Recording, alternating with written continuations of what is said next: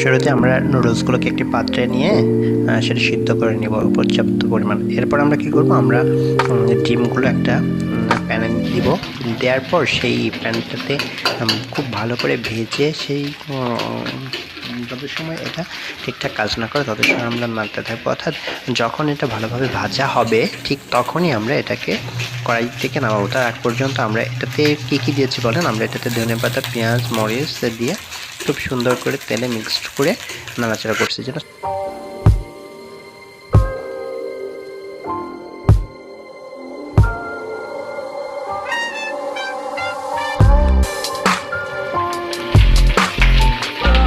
এবার আমরা সেই ভাজা ডিমগুলোর মধ্যে আমরা যে সিদ্ধ করে নুডলস করে একটি পাত্রে রেখেছিলাম সেগুলো ভাজা ডিমের মধ্যে দিয়ে দিব।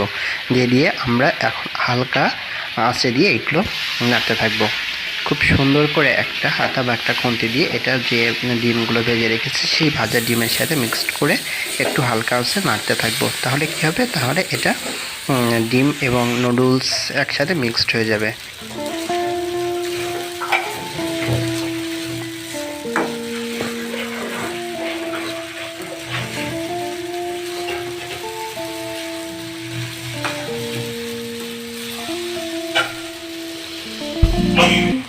এবার আমরা আমাদের যে নুডলসটা প্যানের উপর ছিল সেটার সঙ্গে আমরা নুডলসের যে মশলাটা আছে আমাদের মশলাগুলো মিশিয়ে দেবো। তাহলে কী হবে, নুডলসে আলাদা একটা টেস্ট আসবে। এবং হালকা যদি পারেন টেস্টিং সল্ট না দিয়ে এমনি যে সল্ট আছে সেই সল্টটাও ব্যবহার করতে পারবেন, তাহলে অনেক বেশি টেস্টি হবে এবং স্বাস্থ্যসম্পন্ন হবে। স্বাস্থ্যকর তো লাগবেই, শুধু মুখের টেস্ট বাড়ালে তো হবে না, সে খাবারটা যেন স্বাস্থ্যকর হয় সেটার দিকে আমাদের নজর দিতে হবে।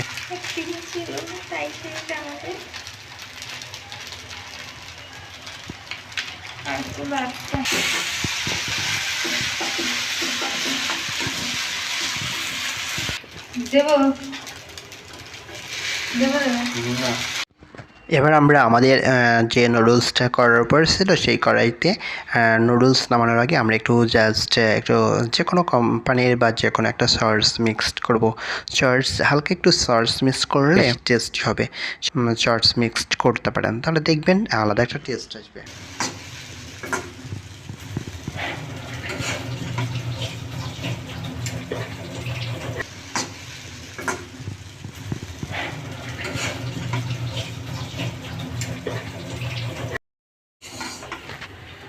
এবার কিন্তু আমাদের নুডলসটা রান্না শেষ। এবার